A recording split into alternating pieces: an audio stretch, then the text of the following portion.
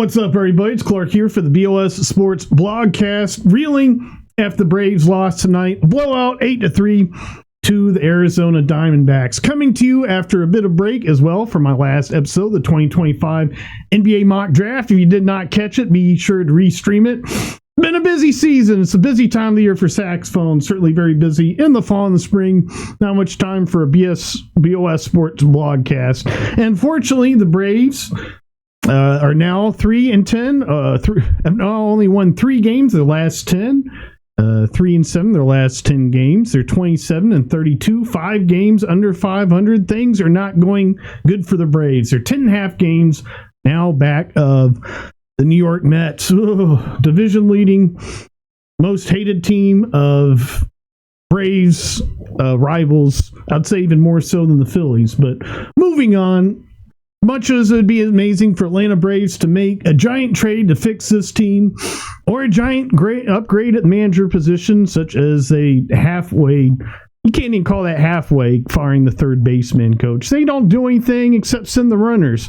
And what was funny today is Freddie Gonzalez, the new third baseman coach, he made the exact kind of sin, a very aggressive sin on Matt Olson at home plate.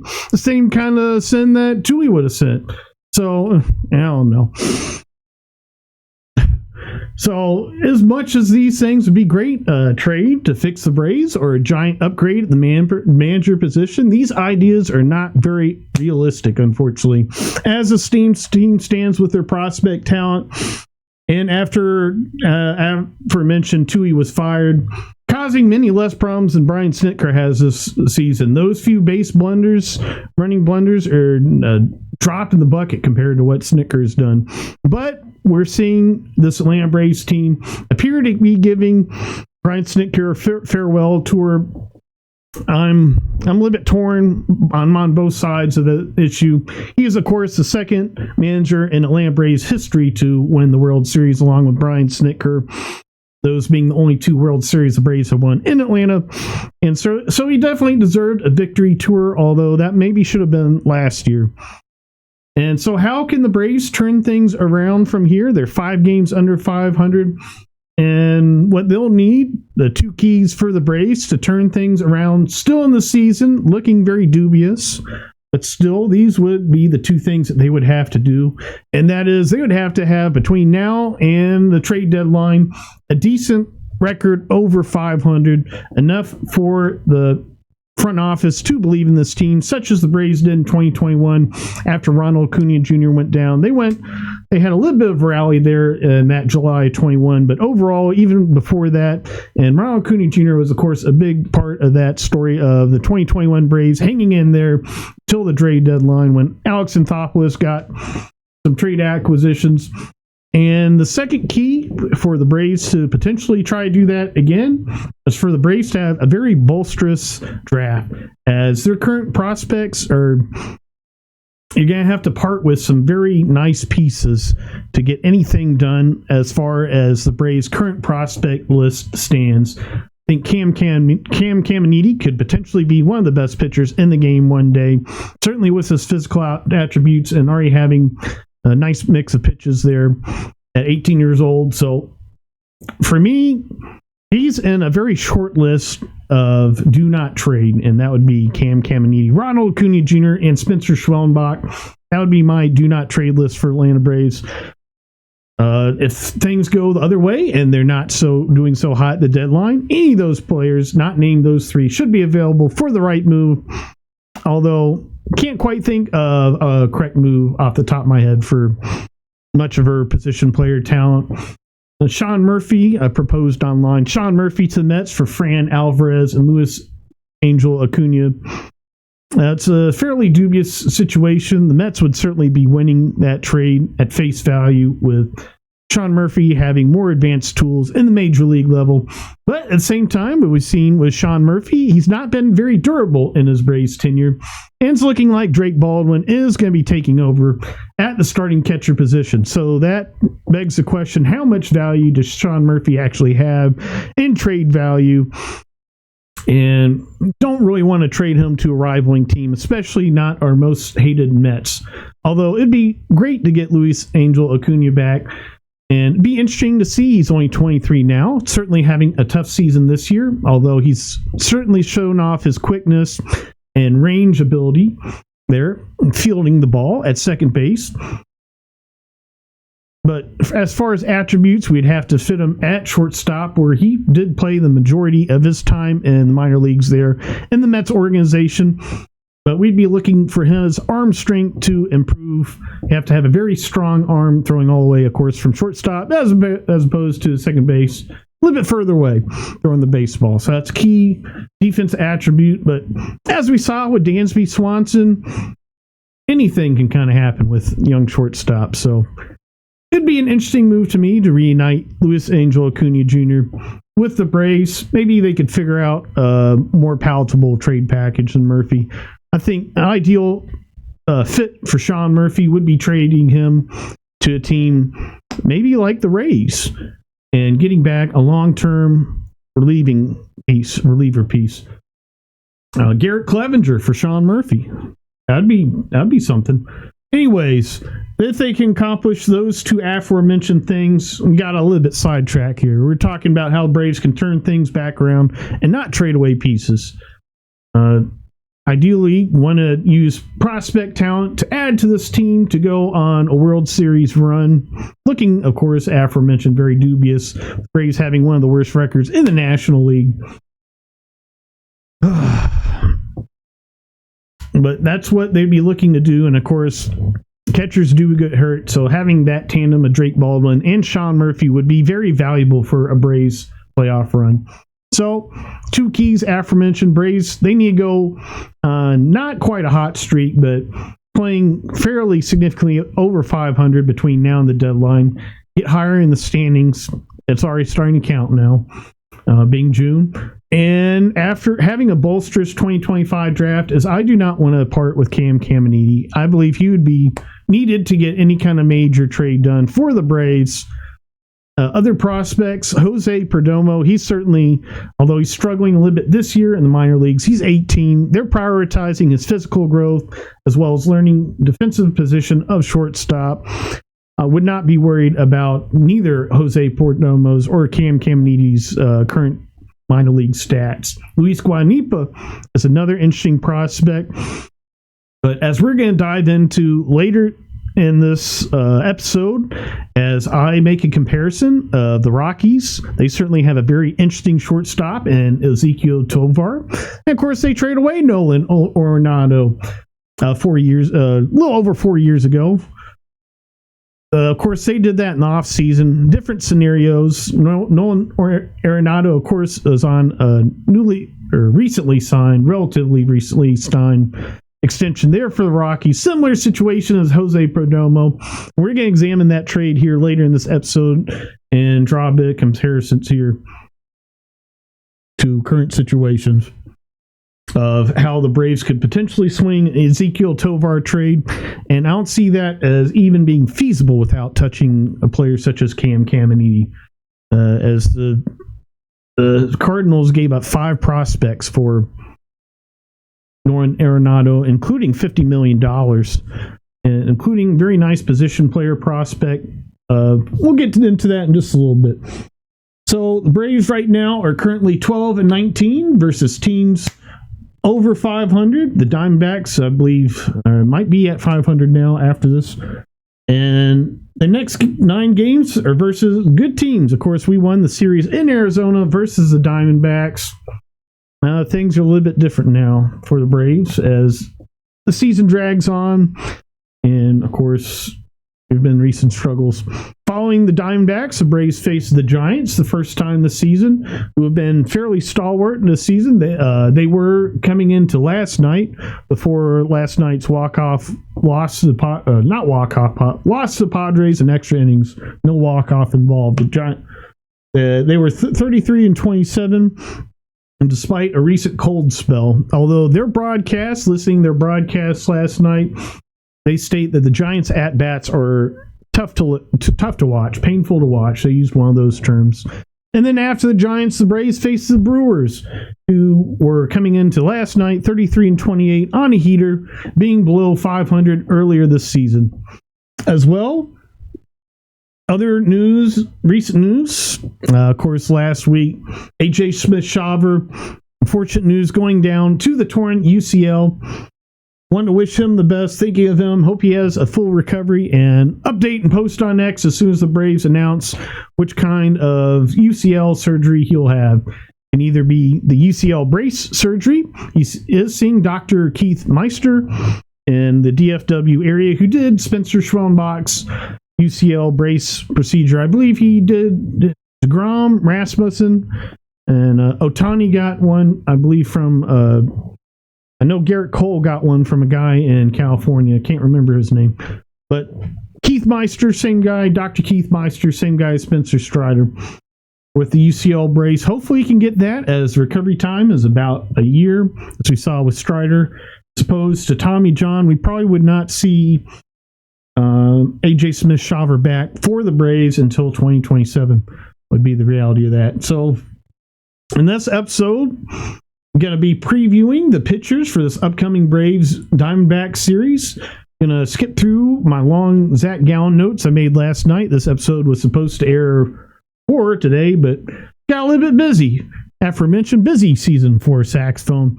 And so now getting this done after game one of the series. Later in this episode, also giving updates. Actually, no, not doing that. No updates on the swing tonight. Matt Olson, Michael Harris second. I'll try to post some on X about that and some updates. I did post one update from March episode, as I noted in the Braves season preview. They had the most work to do on their swings, and they've been two of the most inconsistent bats in the lineup, as it appears that they're still working and tinkering things on swinging and making contact with the baseball. So hopefully they turn things around soon. Benefit from the acquisition. Tim Hires, a new hitting coach. And as well, big segment later today, this episode, doing a big game footage segment from May. Went to a couple games. Of course, went to Stripers, Charlotte Knights, Ron Acuna's first game back, and Nationals game as well. Got some pictures, videos from that. Alex Verdugo's walk-off hit. So, and as well, giving an early eye on potential trade acquisitions for Atlanta Braves this deadline, as well as doing a stat roundup. Haven't done a stat roundup for the Atlanta Braves recently. Going to be looking at all the stats for both the pitchers and the hitters for the Braves, including some players who are no longer with the team. So, tonight we had Spencer Strider versus Zach Gallen, and Strider certainly struggled again tonight. So, we'll be right back with that information more. This is the BOS Sports Blogcast.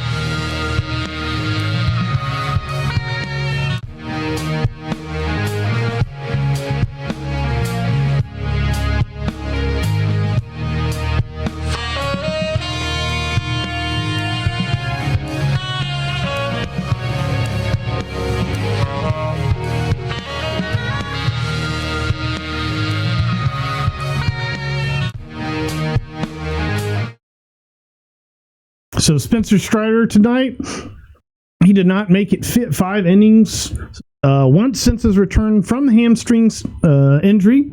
Tonight, he finally made it 5 innings, although he certainly struggled. We wish for Spencer Strider. Everyone's, of course, worried with the velocity and, of course, getting hard hits and hit around. 6 hits today, 5 runs, 5 earned runs, 2 walks. So location's getting better, only 4 strikeouts. And, of course, 3 home runs, 2 of them to Ketel Marte. We're looking for Spencer Strider to get through the rest of this season healthy and go into off-season healthy to build up his velo or potentially find ways to make induced movement on his fastball to get more swing and miss than his current repertoire. From here, the Braves, of course, they lost AJ Smith-Shawver. And I think we have to plan on Spencer Strider looking like how he has since he's returned for most of the year. The Braves absolutely need starting pitching at the trade deadline. And I do have one interesting option. We will see him pitching tomorrow night for the Diamondbacks. Diamondbacks are 29-31 right now, so they could go on a little bit of a heater, make push for the wild card. But they just lost Corbin Burns as well, and really are on a trajectory to likely sell at the deadline. There'll be one team talking about here in a few minutes as potential trade partner for the Atlanta Braves. Other notable stats tonight, Ronald Acuna Jr., 2 hits. He's back. 342 average, 405 on base plus slugging, on base percentage, and a 1,037 on base plus slugging percentage. Ronald Acuna Jr. is back. He appears to be 100% playing well. Drake Baldwin, he had a home run. His only hit of the day. He still has nice hitting stats as well. Austin Riley, only 1 hit. Matt Olson, 1 hit, 1 walk. A lot of tough days for our stars. Matt Olson's only batting .240 this season, but he does have a nice on-base percentage of .336. We'll get into stat roundup here of all position players towards the end of the episode. But coming back here to Spencer Strider and Zach Gallen, the matchup tonight. Zach Gallen certainly had the number of the Braves. After last game,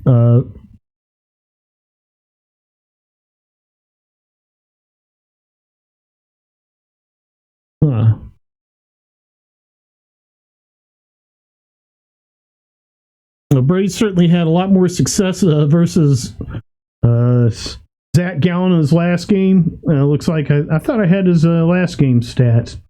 We definitely have that for Merrill and the other pitchers. And I have to pull this up here really quick. Bear with me.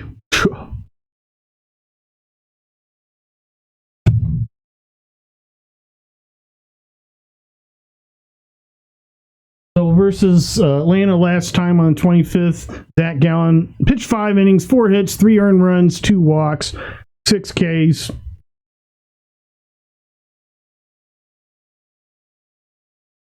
And tonight he went 7 innings with 4 hits and 1 earned run, 4 Ks, 1 walk. Of course, the broadcast noted that he had been struggling recently and was looking to turn things around for the Braves.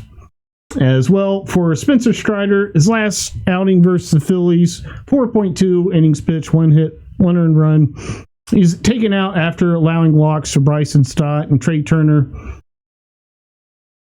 throwing 90 pitches.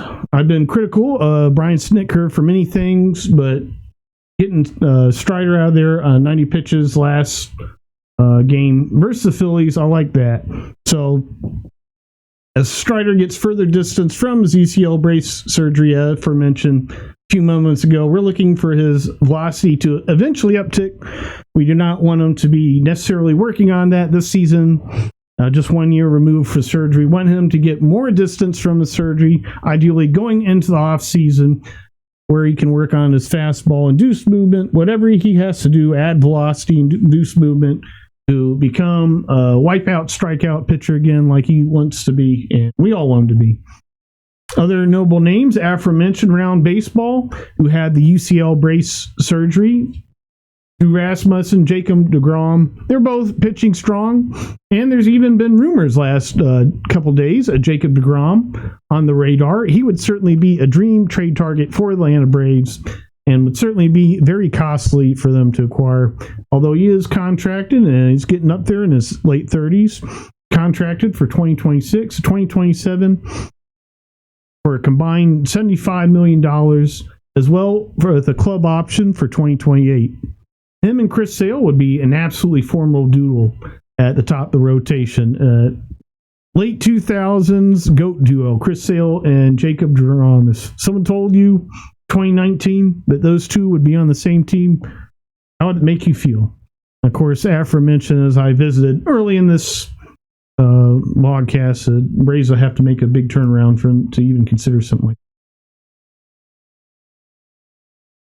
While DeGrom, of course, has an injury history and coming back from that UCL brace, it would be a lot more of Alex Anthopoulos' style to make that kind of trade as he did with Chris Sale. A little bit of a gamble there, a little bit bigger contract, as opposed to giving up more prospects and more talent for a more sure, finite starting pitching asset, which I'm not sure. Paul Skeens was already eliminated, so what better of a pitching acquisition could you potentially make?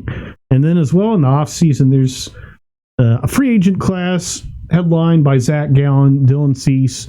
Cease is a native of Milton, Georgia. Hope to bring him home, but he certainly has been a little bit inconsistent as well in his careers and going to get a big payday as the top starting pitcher of free agency this offseason. And Zach Gallen as well is in his contract year and potential sell piece for the Diamondbacks.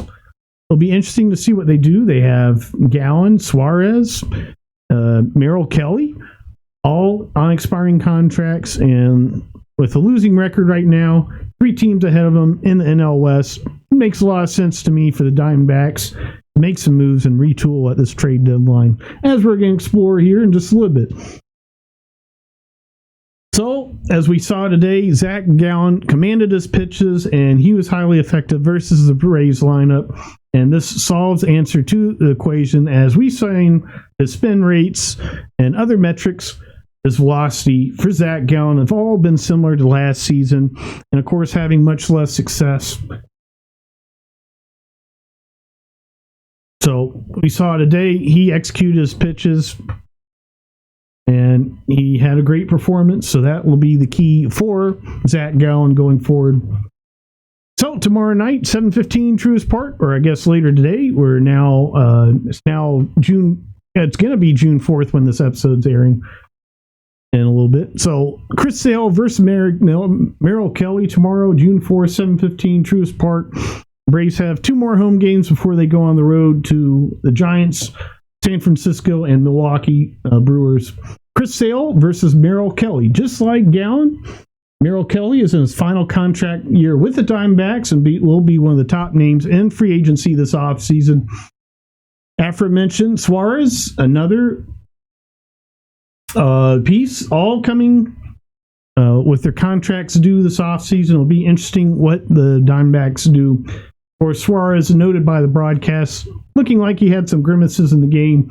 Hopefully avoids an IL stint for him if they are looking to potentially trade him and capitalize on that.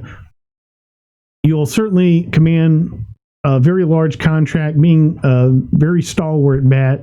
His defense can be a little bit iffy at times there at third base, but I've heard some crazy numbers for Eugenio Suarez there in free agency. Of course, being such a productive bat and a power bat. Merrill Kelly, on the other hand, he features a 6-pitch mix and will be on the mound tonight versus Spencer Strider, keeping command, or uses his great command to keep hitters off balance. Good for his 3.78 ERA this season.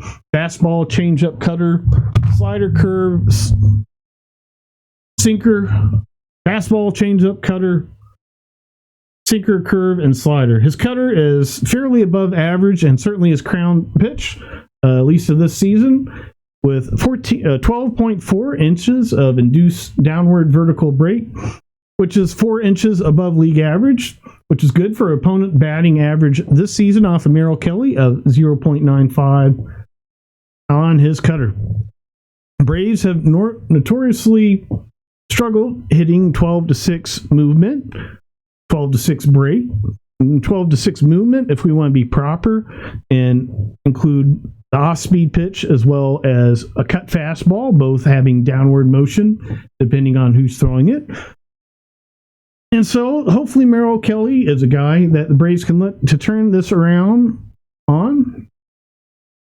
His curveball not only breaks downwards but also sideways for Merrill Kelly. Hybrid compared to those who just throw one or the other. A little bit interesting, although it's not quite as effective for him as his cutter. Look for the Braves to be selective about what pitches Kelly throws and what they'll want to swing on. Last outing versus the Braves.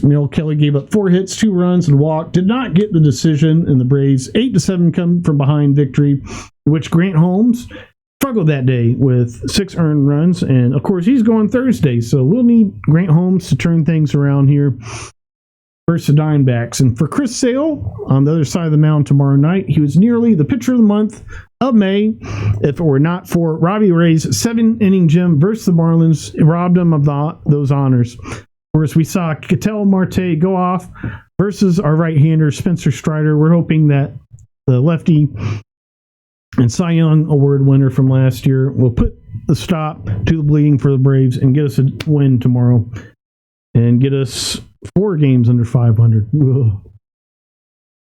So Thursday, we will see 2023 NLCS hero Brandon Pfaadt take on Grant Holmes. After giving 3 runs up to the Red Sox this weekend and 6 hits, Grant Holmes looks to improve and turn things around as he's had some rough outings this season. He did have 9 strikeouts Saturday as well. Well, mentioned Grant Holmes' April 26th start went horribly versus the Diamondbacks, and he needs to put off a solid outing for the Braves as they're hurting in the pitching department. Big weekend series versus the Giants, and then Brewers right after. We'll be needing a lot of relievers those series.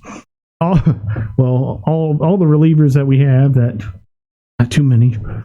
We'll see. Rafael Montero. His stats on the season still aren't terrible, even though he's given up multi-run innings, several outings, several appearances. But a lot of people are screaming for his head. We'll see what the Braves do. I think they're maybe a little bit. We saw with the third base move, maybe a little bit beyond, just thinking baseball-wise. And anyways, past speculation. If Rafael Montero is potentially DFA'd, we could see Craig Kimbrell, although he's been AAA. I think we would have seen him in the major leagues by now if the Braves thought that he would make a difference and be a better option than what is already in the bullpen. Or you never know. Maybe Brian Snitker doesn't even know he's in AAA. So, Brandon Pfaadt tomorrow on the other side of the rubber versus Grant Holmes. Pitchers a 5-pitch mix, a fastball, sweeper, sinker, changeup, and curveball. And he is struggling mightily this year, as exemplified in his put away percentages, which are all under 20% for all 5 of those pitches. And opponents are as well batting well over the Mendoza line on all those pitches. So it'll be a situation of an unmovable force versus an unmovable object versus an unstoppable force. Almost got that backwards. As the Braves will be facing the day game bug. We all know they struggle in day games. And the unstoppable force will hopefully be Brandon Pfaadt's poor pitching performances this season. Hopefully the Braves can get on a heater. That'd be nice to happen. Have a multi-run game Thursday. Multiple runs. Over 5 runs for the Braves Thursday before heading into the Giants, who nearly blanked the Padres last night in extra innings. They lost 1-0 to the Padres and pitched them brilliantly. Logan Webb, who I think we'll probably see in the series this weekend, he pitched an absolutely marvelous game last night, as it was a joy to watch. Brandon Pfaadt's stuff as well has not been quite as sharp as it was a couple of years ago when he stole the show 2023 NLCS and helped the Diamondbacks beat the Phillies to go on the World Series. Lose the Rangers. I believe that was the Rangers year. So it appears that Pfaadt will have to make some adjustments as his induced movement, all metrics on stuff are below league average. He'll have to make some adjustments, retool to become, if he wants to still at one day be a top rotation starting pitcher for the Diamondbacks there. And hopefully the Braves capitalize on those struggles. So before next segment, we're about to have our trade targets preview. Early look at some already floated around names for the Braves, as well as names floated to be available at this trade deadline, how they could potentially be a fit for the Braves, and how the Braves could potentially be a trade partner. But before we get to that, going to have game segments.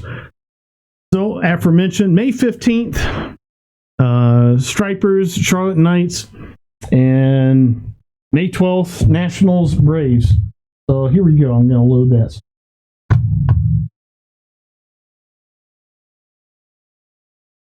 Technical difficulty. So here we go. May 15th, Charlotte Knights, Gwinnett Stripers. Ronald Cunha Jr. is back. His first rehab game had to go. There he is at second base after this double. I'm just going to have to take in the sights and sounds there at Coolray Field as Ronald Cunha Jr. doubles in his first game. Here we go.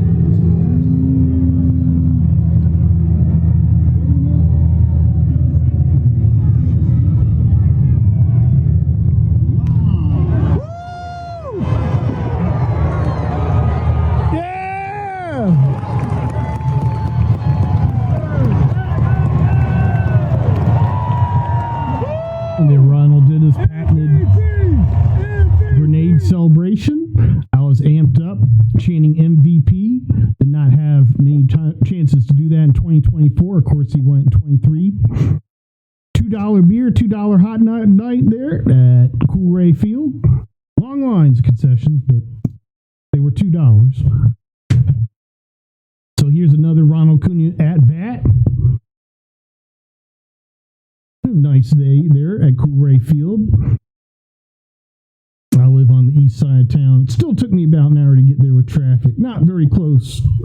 Certainly going to Truist Park, a lot more convenient, at least for people like me who live in town. High fly ball. Going to be popped up to first base. There's my feet. All right. Braves, Nationals, May 12th. The Braves were 19-21 coming into this game. Alex Verdugo got the walk-off hit. It was a great game. Beautiful scenes there at Truist Park there in the bottom of the sixth inning. We'd have both that at bat with Nick Allen later. As well, I have Alex Verdugo's walk-off hit. Video of that. We'll see in just a couple minutes. But here's Matt Olson, bottom of the third inning. And what was a key sequence? First ball pitched to him, change up, called strike. Foul ball, second pitch, 88.9 mile per hour cutter. Count is now 0-2 versus Jake Irvin. Jake Irvin certainly given the Braves fits in years past. It's nice to finally pick up a win on him, although he would not get the decision after National stormed back in the eighth inning and tied it. Third pitch, foul ball. They're going to have to run back. Austin Riley going to have to go all the way back to first base. At least he took the short route. 90.8 mile per hour, four-seam fastball. Count is still 0-2 for Matt Olson. Matt Olson would have 2 hits in the series as he's been very streaky this year. But this was a key sequence for the Braves as later in the inning, Marcell Ozuna and Michael Harris would both have RBI hits, scoring 2 of the Braves' 4 runs on the day. Pitch, right up the middle, base hit. All right. 86.3 mile per hour changeup. I have noted, documented Braves struggles with 12-6 break. No struggle there as Jake Irvin has a nice changeup. Off-speed pitch that is, but still with some 12-6 movement. Was pretty high up there, could not quite see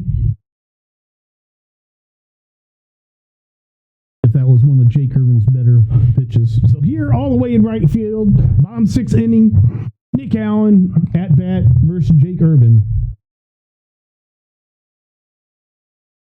Pretty hard to see from here, to be honest. look like ants down there from this right field view.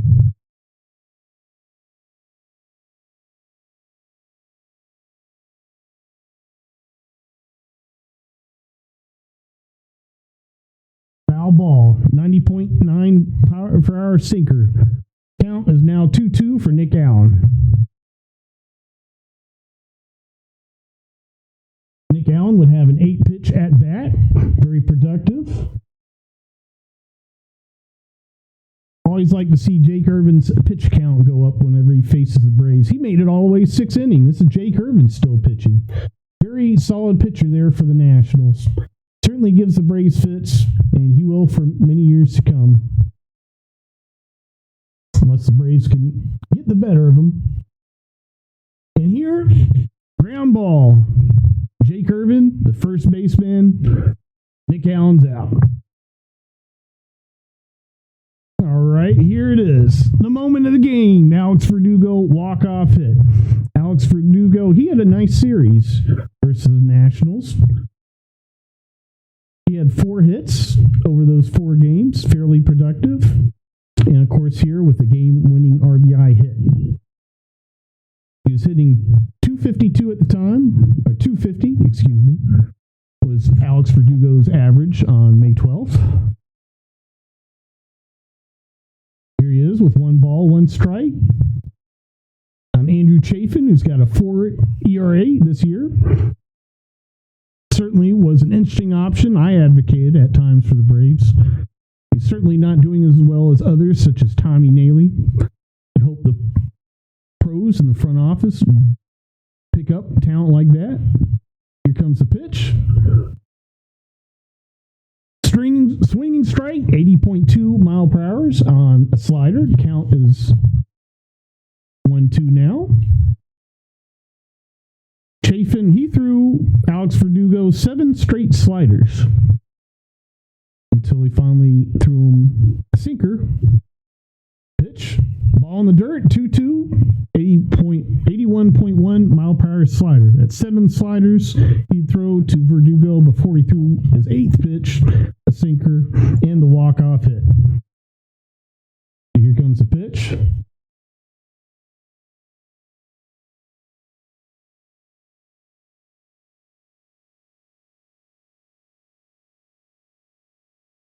Walking back, the runner there, stepping off the mound, checking Eli White. Don't want Eli White to steal third.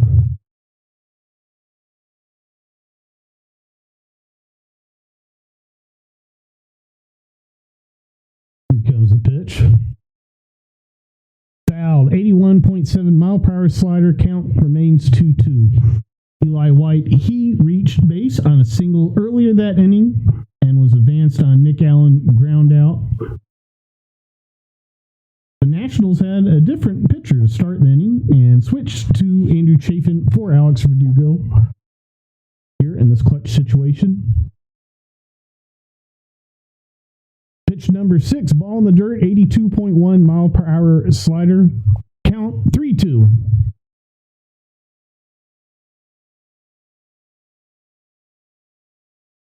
A $4 beer night. They also had reduced ticket prices. Imagine we'll probably see more of that if the Braves continue downward. And their current trajectory is now June 3rd. They're not doing so hot, unfortunately. This was a fun time, middle of May. They're certainly winning many games. Here comes the pitch. 7 pitch, 81.6 mile per hour slider. Count remains 3-2. Fouled off by Alex Verdugo. And hopefully they bring back the $4 beer nights and make them tall boys. I thought, High Life, of course they can't sell the brand names, Miller Lite or Coors Light, for that reduced price. Walk-off hit, Alex Verdugo. In play runs. 90.5 mile per hour sinker off of Andrew Chafin to give the Braves the walk-off victory. Dugout storms on the field in celebration. Here comes a blooper with the flag in the outfield. Fireworks going off. Stadium's definitely not packed, especially compared to what we saw at Citizens Bank last week. But everyone there was happy to get home on time, of course.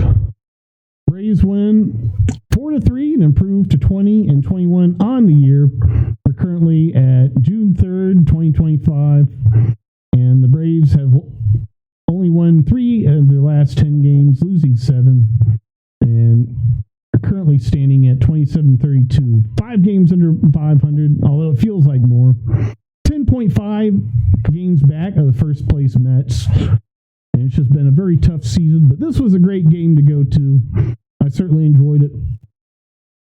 Hard not to with $4 Miller High Life night. Make it $4 Coors Light night. If they have to be 12 ounces, why not? There's Blooper with the flag. There's the radio and TV booths, whatnot. Here we are, checking out visitor side. Still on the visitor side. And this picture forecast upcoming segment coming here on BOS Sports Blogcast.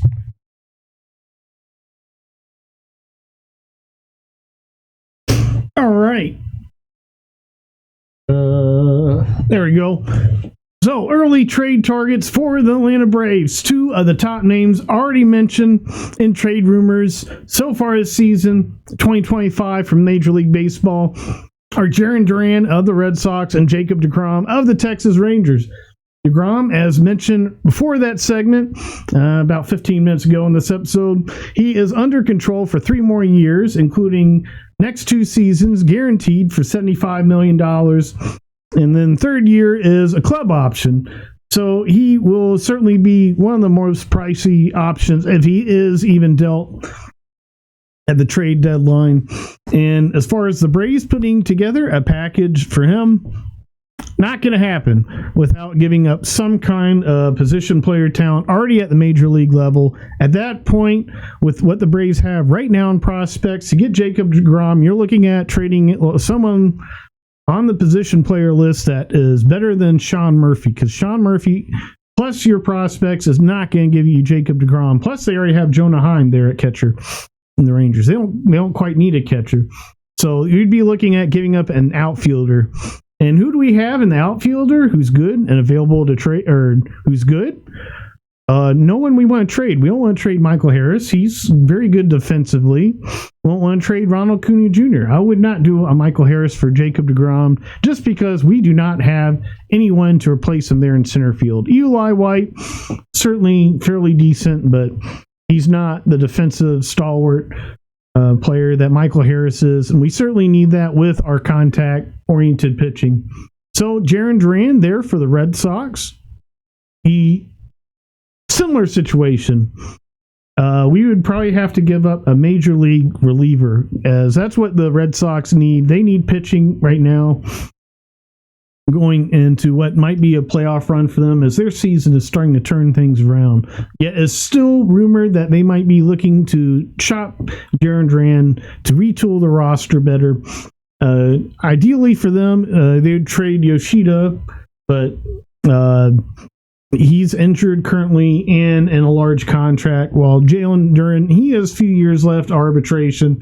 So he'll certainly not be an expensive player to keep under control in a roster for a team traded to.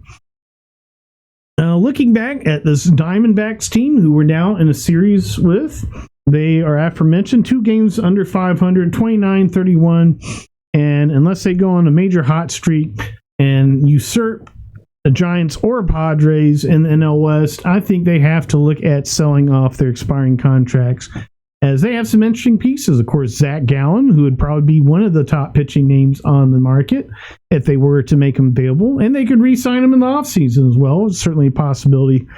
Aforementioned Corbin Burns also went down. Still waiting to hear a word on his injury as well. We'll get updates to not just Corbin Burns, but AJ Smith-Shawver here at some time, hopefully before the season ends, series ends between the Diamondbacks and Braves. As well, the Diamondbacks have Eugenio Suarez and Merrill Kelly on expiring contracts. Eugenio Suarez, power bat. For teams that have a DH spot open, certainly might be an interesting option. You think of teams like the Mariners, haven't checked on how their DH is doing this year, but teams like them who've had struggles with players such as Luke Raley on offense in years past, they have to check them out, and it might be more of a fit for them. I don't quite see, if they were to move Eugenio Suarez, how it'd be a fit for the Braves. We already have a DH on expiring contract, and we already have a third baseman. So that just is not quite no fit for the Braves, but he would certainly be an enticing piece for any pitching-heavy team to improve on their offense there at the trade deadline, a power bat, aforementioned. And then there's Merrill Kelly, stalwart veteran pitcher, 6-pitch mix, who we previewed about 30 minutes ago here on this episode. He would be, I feel like he would potentially be a fit for the Braves. He's definitely up Alex Anthopoulos' aisle. He's not making big swings, that is. So Merrill Kelly would make a lot of sense for the Braves team. If the Braves were to go on a heater and turn things around, you still have three pretty stalwart arms at the top of the rotation. No, you don't. Sale and Schwellenbach, that's it.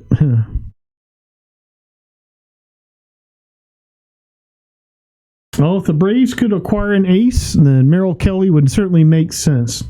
I was hoping that Strider would come around in this game before I made these notes.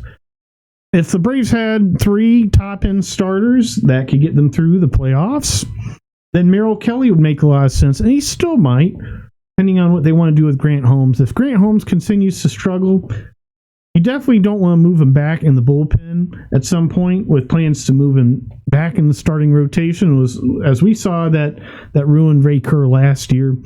So if Grant Holmes is somehow transitioned to the bullpen, you don't want to do that until at least the All-Star break. Give him a break, give him a chance to reset a bit before he comes back and starts pitching several days a week, as opposed to 1 or 2 with the starting role. But if the Braves are somehow get a high leverage starter pitcher such as Jacob deGrom, then Merrill Kelly would certainly make a lot of sense for the Braves to add too. He'd be an option, the Braves rotation, that give them a chance to extend that rotation, keep everybody fresh for the postseason. And certainly he'll be the least expensive trade option of the 3 I've outlined. On the Diamondbacks, although I don't really quite see the Braves getting a top-end starting pitcher. It's not quite Alex Anthopoulos' style. Jacob deGrom would make a little bit of sense. He might be knocked a little bit with his injury history and trade value-wise. So if it's cheap enough, AA will do it. We know that for sure. After trading Vaughn Grissom for Chris Sale. So if the Braves somehow landed Jacob deGrom, then Merrill Kelly would make sense, yes. Backtrack that a little bit from earlier. Merrill Kelly, he'd certainly be a stalwart back end rotation, and serviceable playoff starter as well. Certainly not ideal, but if someone got injured, he'd be way elder than Bryce Elder starting a playoff game. So we keep saying that'll never happen, but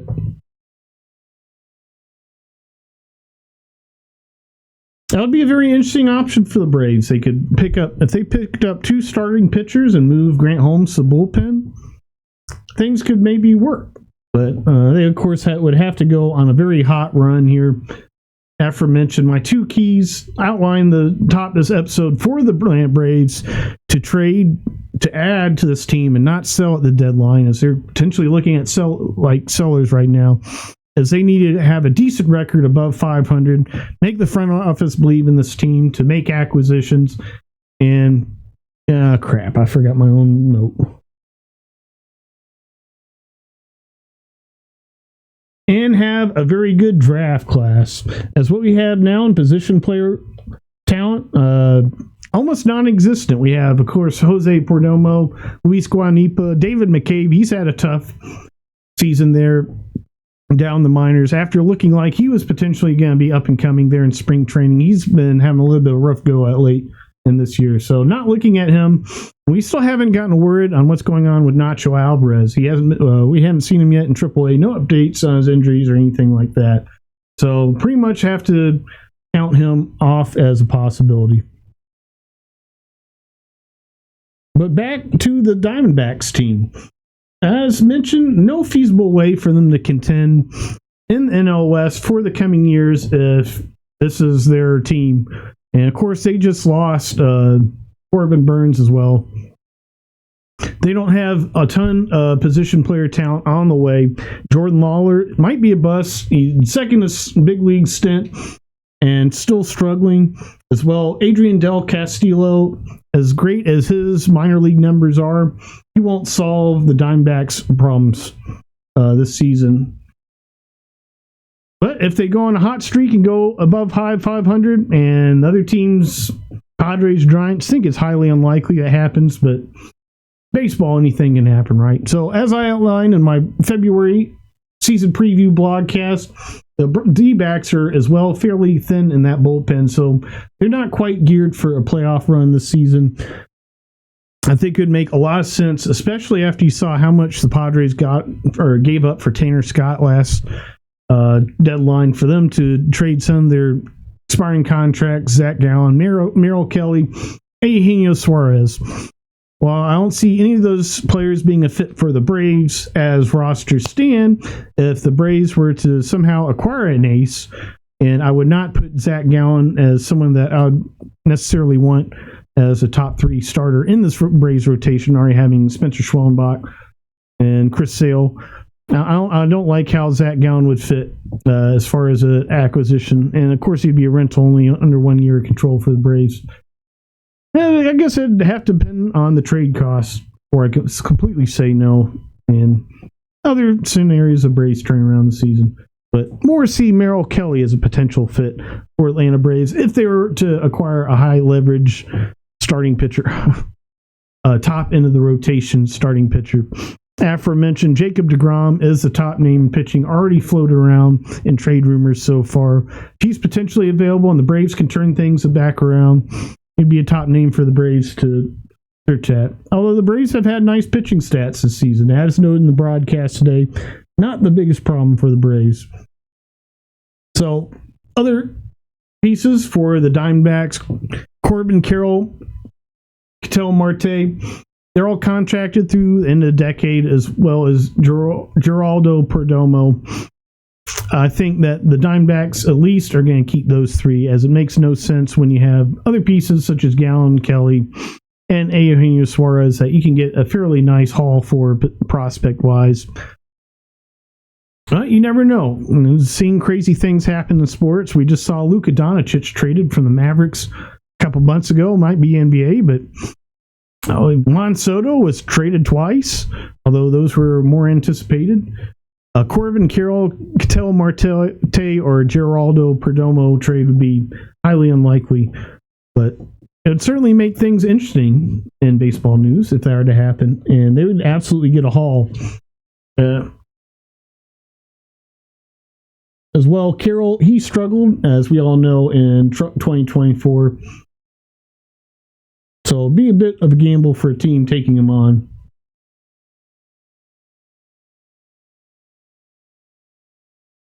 Although if they're made available, that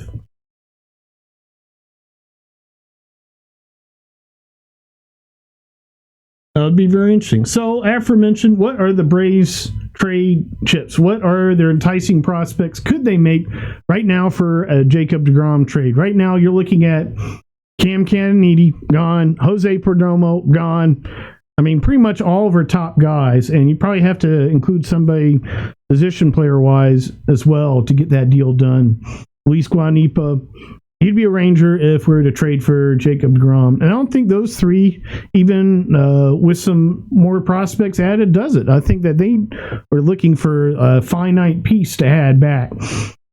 And I don't think adding someone like Jared Kelenic will do it. But after the Braves have their draft, and they do have the 22nd pick, they got, of course, Caminiti there in the 20s, so they have a good draft like they did last season, a decent draft at least. Then those options can start to pick up. And, of course, that will collaborate with my other key of the Braves having to turn around here to get that to happen. So, shortstops. Everyone wants a shortstop. Unfortunately, there's none available in the league. I mean, the best we could hope for right now is to get a prospect, because the Diamondbacks are not trading Geraldo Perdomo. The Rockies, Ezekiel Tovar. The Braves do not have prospect-wise to get that deal done right now. We'll see after the deadline. As well, I doubt that they'll trade him. It makes a lot less sense. Of course, they tried trading Arenado after he signed that big deal with them. And they got 5 players back in return including Austin Gomer, who had a 1.86 ERA in the shortened 2020 season. Elvis Montero, who, at the major league level, that is, for Austin Gomer. So that's a very nice pitcher, as well as Ohiris Montero, a number 7 prospect at the time. Not in the majors currently. Also, Tony Losey, 3rd-round pick, number 19 prospect at the time for the Cardinals when they traded for Arenado. Mateo Gil, 22nd prospect, 3rd-rounder, and Jake Sommers. 5 names that are not making any kind of notable impact for the Colorado Rockies, although they did get $50 million as well for trading Arenado to the Cardinals. But if I'm them and I'm looking back at that trade and looking at potentially trading Ezequiel Tovar, I'm aiming high on what I get in return. And so potential package, you're looking at Caminiti, Luis Guanipa, Jose Perdomo, and then probably like Sean Murphy. I mean, it'd be a lot for the Braves to give up to get Ezequiel Tovar. And I don't think the Rockies are willing to do that. Now, if the Braves have a nice draft, I don't think that's going to be possible with the 22nd pick to get a nice enough draft to get Ezequiel Tovar and convince the Rockies to give him up. So, unrealistic option, although he would be the guy for the Braves. Stalwart defensively and shows a lot of promise with the bat. Decent speed as well. And certainly more realistic, I think, than the Orioles. People have been talking about Orioles. Orioles got a fire sale. Well, they don't need to trade any of their middle infielders, as Gunnar Henderson and Jackson Holiday under control for the next 3 seasons. While Cedric Mullins, an interesting outfielder who'd be very enticing to many teams and certainly get a haul for a decent haul there for the Orioles to help turn things around. I mean, he would be a very enticing trade piece for many teams with Cedric Mullins. So that would be the player for the Orioles that they'd be looking at trading, as opposed to Jackson Holiday, Gunnar Henderson, and then as well trying to fix problems in free agency. They'll certainly be, they might, if they are smart, they would be top bidders on one of the top free agent pitchers this offseason. Although Zach Gallen might struggle there in the AL East. Dylan Cease would be an interesting name if he went to the Orioles in the offseason. So, Chris, before we go, going to do the stat roundup aforementioned. And previously mentioned, just to wrap up the whole trade talks, as I stated in the top of this broadcast, as much as it'd be nice for the Braves to make a bunch of big trades to fix this team, does not look realistic with the prospects they have. I mean, if you unload everything for Ezequiel Tovar, you still need a high leverage bullpen piece, at least one, and a top of the rotation starter before you're looking like a bona fide playoff contender. Now, we hope Strider can turn things around. Certainly one of my favorite players, but I think as far as the season stands and how his performance is going, have to anticipate and not plan for him to pressure him to be that guy who's a top-end starter. Hurts to say. Anyways, stat roundup. And we'll have, I think Strider's on this list. So Chris Sale so far, he's a starter for tomorrow night. Braves should get a win, hopefully. After Cy Young season last year. 3 wins, 3 losses of the season so far. A few struggle games. 3.06 ERA, 12 games and 12 starts. 67.2 innings pitched, already getting up there, as they gave him an off day, starting Elder on Sunday as opposed to our Monday starter. 65 hits, 25 runs. Oh, today's starter. So back to Chris Sale's stats. 65 hits on the year, 25 runs, 23 earned runs so far, 7 home runs. Certainly want to keep Ketel Marte in the ballpark tomorrow night. 1.24 whip. and a 252 opponent's batting average, which is a little bit alarming. Pitcher Schwellenbach, 3.13 ERA, 2.29 average.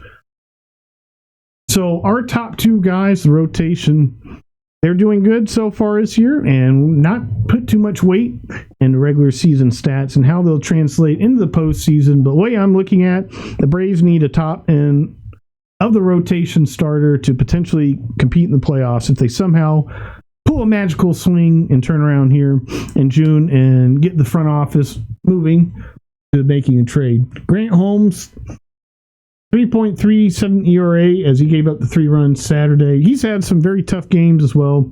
I believe it was 6 runs to the Diamondbacks there in April, and they're not quite a playoff team. So AJ Smith-Shawver, he went down. He was pitching nice, unfortunately for the Braves, with a 3.86 ERA. I had high hopes for him. He appeared to be improving for the Braves and on a trajectory to be atop the rotation starter. If AJ Smith-Shawver is still healthy, I would feel comfortable trading for Merrill Kelly and that being our starting rotation. But things have changed. And Merrill Kelly being somewhat of an innings eater, keeping AJ, Strider, Schwellenbach, and Holmes fresh. Aaron Bummer, 2.96 ERA. He's putting together a solid year so far. 1.15 whip. 2.22 opponent's batting average, 29 strikeouts so far this year. Forgot to mention how many strikeouts Chris Sale has, 86 already. So he might have another 200 strikeout year for Chris Sale, as he's on a Hall of Fame trajectory. Aniel De Los Santos, his ERA has creeped up recently, 3.16 ERA, 25 games. He has 26 strikeouts, a whip of 1.09, opponent's batting average of a nice low 200, right at the Mendoza line. So Dylan Lee as well, he's had some struggles as he's been forced into roles that would not be ideal for Dylan Lee. But he still has a very solid 2.52 ERA, 24 strikeouts, 1.04 whip, opponent's batting 207 off of Dylan Lee so far this season. Raisel Iglesias, 5.04 ERA in 24 games so far. 23 games. So Pierce Johnson's 24. Raisel Iglesias, 23 games. 24 strikeouts as Raisel has struggled this season. 1.3 whip, 278 opponent's batting average. So the Braves need a starting pitcher, a closer, and a position player would be nice too. Pierce Johnson, 3.32 ERA, 24 games, 2.31 opponent's batting average, 24 strikeouts. Daysbel Hernandez, 3 wins, 1 loss, a 2.25 ERA, 24 games. He's had some struggles, but overall has put together a solid year with opponent's batting average of .177. He certainly might be a closer one day, but this season, I feel more comfortable with him and set up roles earlier in the innings. So Spencer Strider, after today's start, has a 5.68 ERA, 19 strikeouts, opponent's batting average of 257. Rafael Montero, who I think will probably see DFA soon, is 5.29 ERA. He actually gave up several runs in one of the games I went to in April. So Scott Blewett has been a nice breath of fresh air. It's one of Alex Anthopoulos' minor league-ish signings that have worked out. Of course, most of them haven't, but Scott Blewett has been the exception with a 3 ERA, although he does have 1.4 whip and opponent's batting average of 245, so that ERA number might even out a bit.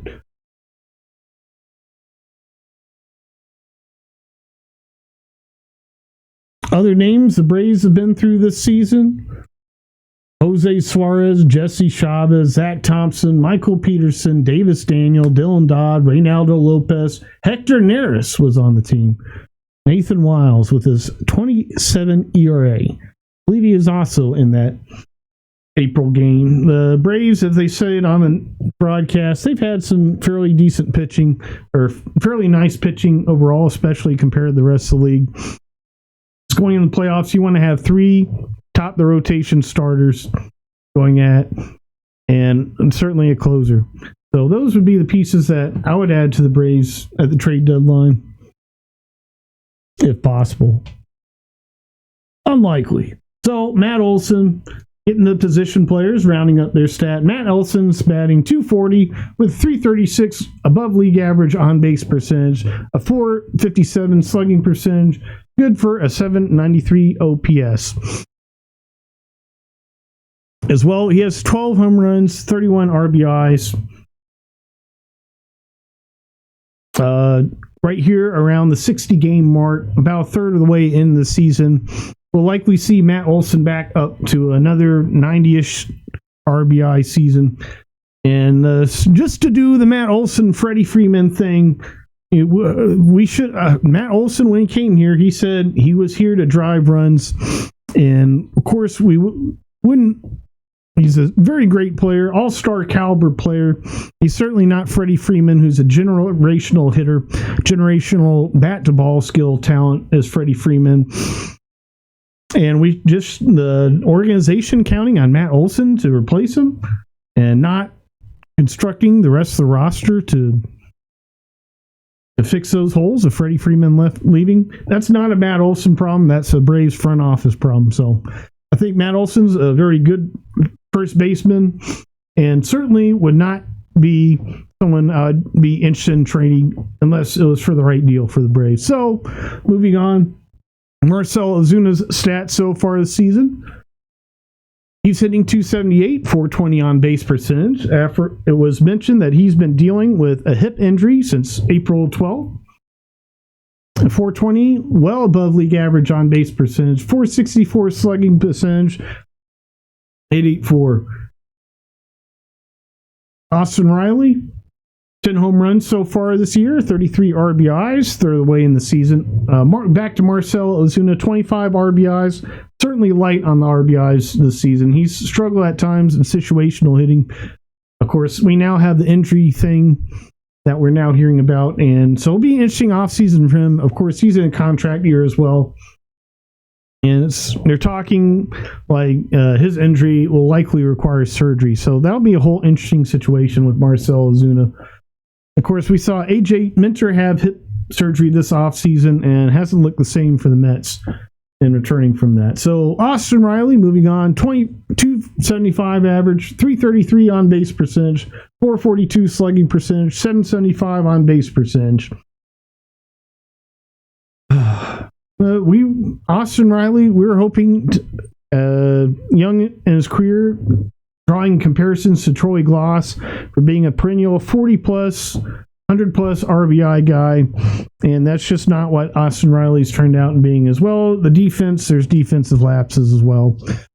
So he's a very good player, just like Matt Olson. Just the Braves need to be smarter about constructing the roster around them and their skill set. Sean Murphy, 37 games, .222 average, .326 on base percentage, .475 slugging percentage. Good for an .801 OPS. That's pretty decent. Good for a catcher. $16 million a year for that as backup. If the Braves got the right deal for Sean Murphy, it'd make a lot of sense for him to be traded. So Ozzie Albies, with the emergence of Drake Baldwin, that is, and we're getting his stats in just a second. Ozzie Albies' stats have upticked a little bit, but he's still sitting at .251 average, .303 on base percentage, .348 slugging percentage, good for .651. 6 home runs so far, 23 RBIs. Ozzie Albies has 2 more years under contract for the Braves, both team options. And there are some interesting second basemen. There's not, in this year's free agency class, there's not a ton of player talent in this year's free agency, but the Braves certainly have options if they want to move on from one of my favorite players of all time, certainly the Braves, Ozzie Albies. It's certainly hurt, but he's been struggling for quite a while now as Ozzie Albies. Hopefully he can turn things around. He'd be a big part of the Braves turn things around if he does.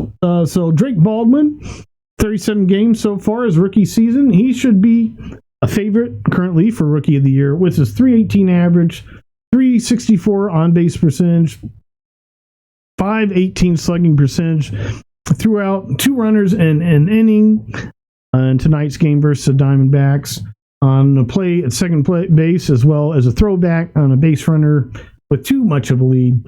So Drake Baldwin, earlier this season, we saw him struggle a little bit throwing runners out. That problem appears to be long gone for Drake Baldwin as well. He's absolutely mashing with his .882 OPS and 6 home runs already for Drake Baldwin. So should be favorite for Rookie of the Year. Calling brilliant games as well. So Ronald Acuna Jr., 10 games back so far, .342 average, .405 on-base percentage, .632 slugging percentage, 1.037 OPS. As Chipper Jones was quoted in several podcasts in off-season, he is Ronald Acuna Jr. after he got back. So Chipper was 100% spot on that analysis. So Michael Harris going on. He's not been the hitter that I hope for him to be in this offseason. And I've compared him in the past to Mookie Betts as a player I'd like him to resemble at the plate. And what I see him as having a little bit too much tilt in his swing.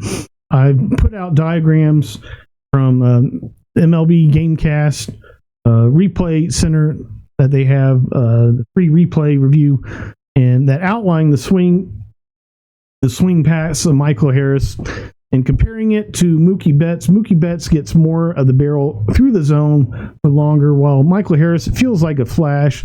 And with that, we see a lot of his ground outs. I feel like that's where a lot of his weak contact outs come from, and as well pop outs for Michael Harris. Really was hoping for him after he first came up to be that bat-to-ball guy that would help replace much of the problems that Freddie Freeman had leaving, and maybe the Braves thought that as well. .231 average so far, .259 on-base percentage, .333 slugging percentage. Good for an OPS of .592 for Michael Harris. 3 home runs, although he does have 33 RBIs the third way in the season.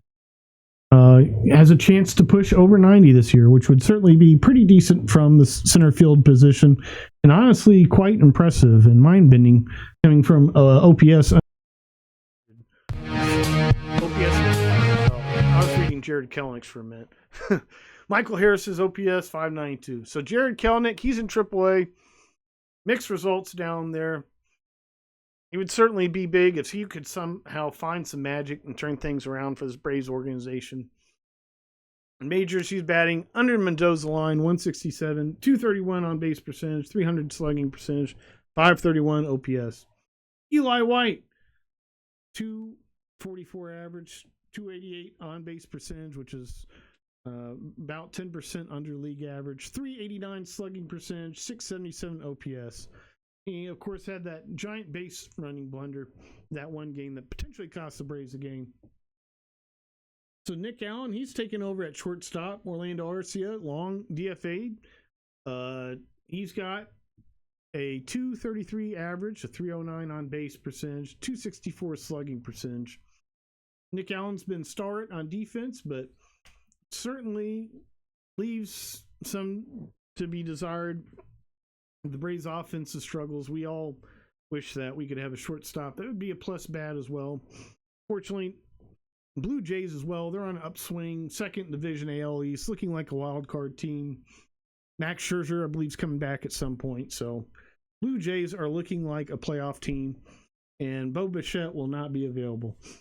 Unless things drastically change, which they always can. So Orlando Arcia, before he's DFA'd, under Mendoza line, 194 average, 445 OPS.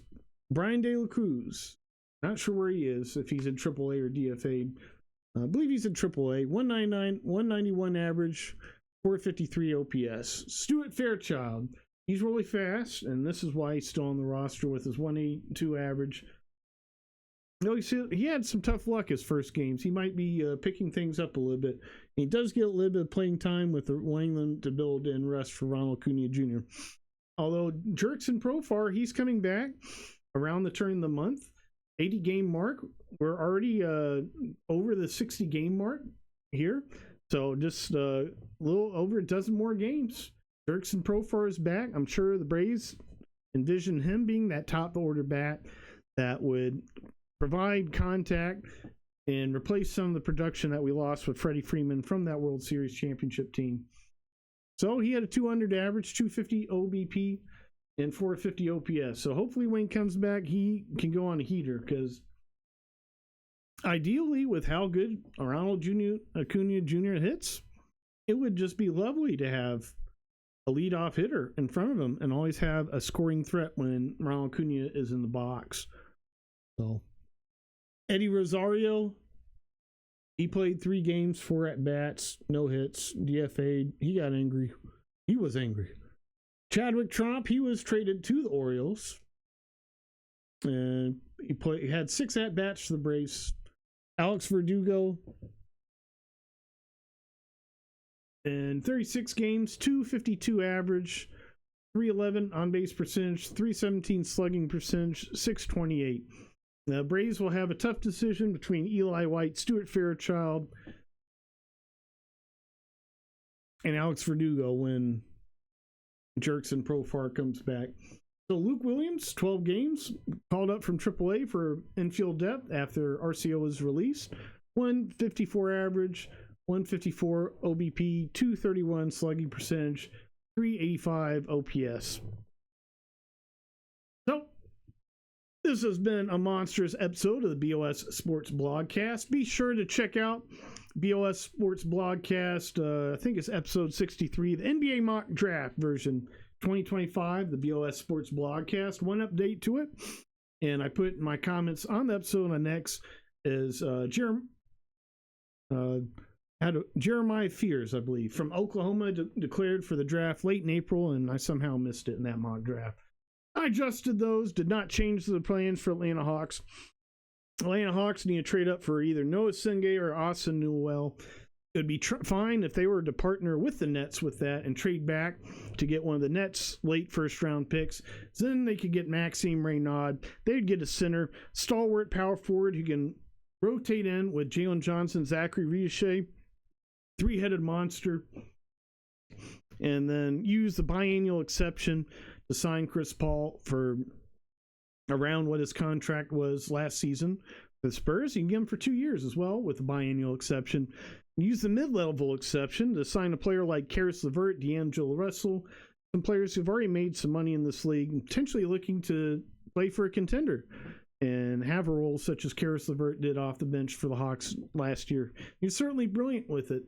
We'd love to have a player like that and an absolute loaded Atlanta Hawks roster to go deep in the playoffs in 2026 and get Trae Young extended to a nice team-friendly contract extension. Friendly for all. Friendly for a team, friendly for Trae. So this has been a great episode of the BOS Sports Blogcast. Be sure to stream previous episodes of the BOS Sports Blogcast, and we'll see you soon.